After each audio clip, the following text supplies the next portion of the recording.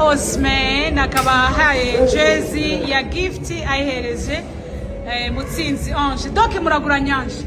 Why did you choose to give Ange a jersey? No, he's a great guy. We met after the first leg, when we played goalless. Yeah, so we spoke at length, and then I saw him again at the airport when we were traveling back to our club. Okay. And he's a cool guy. He's the top guy, and also great defender. So I wish him all the best, of course. Wow. So picture, yeah.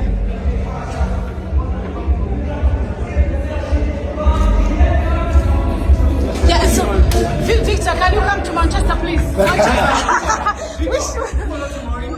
No, but I play first match. So me at the console on the field. Then after, but I will just see my chance to Roger. Go to Bani Airport, airport. So I had to dore. Chelsea or Man United? No. Ange, ubanza bivuze ikintu kinini. Victor adusobanuye team uri hano hatatu agera kuri hatatu ahisemo kuguha impano bivuze iki? Ikintu cyiza ni ikintu namuvugaho nuko ari umukino mwiza kandi umukino mwiza nk'uyu nguyu yapreshinga ibyo ukora ni ibintu bitera imbaraga umukino. Ni umwana mwiza muri rusange yaba mu kibuga yaba hanze y'ikibuga turavugana navuga ko ari ikintu cyiza kwingera. Yego ni wakubwiye ngo mbabare uze kuza ngo jersey cyangwa conversation twavuganye ushize muri match ya mbere amajezi arambwira ni ingaruka nzamugarurira jersey yo muri ekipe yanjye aramubwira ko yazaniye iyo muri ekipe ye arambwira ngo nta kibazo niyo mpamvu rero ubonye nazanye jersey yanjye nawe akazaniye.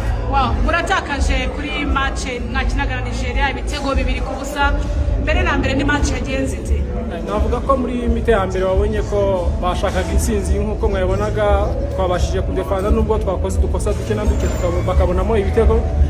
Ku ruhande rwacu navuga ko itari match mbi cyane ndetse mu mite twaje dushyiramo ingufu turatama occasion. Nkeka ko tugomba gutegura ibiri imbere. Dufite match hano ya Lesotho nitwitwara neza dushobora gusubira ku mwanya wacu wa mbere. Tugiye gushyiramo imbaraga twitegure kandi twizi ko hamwe na support twabonye uyu munsi baramuka bagarutse bakadushyigikira twizeye ko tuzabona intsinzi. How does it feel when Victor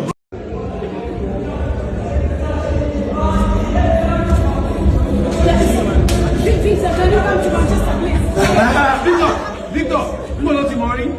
No, but I play first match. So me at the console on the field. Then after, but I will just see my chance to Roger. Go to Bani Airport, airport.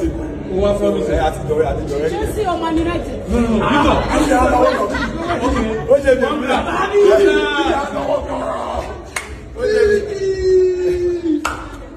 So happy to see you, man. Yes, you must be happy with your 2 goals, huh? Of course. Now the focus is on Zimbabwe, so we keep going. All right, bro. Cheers.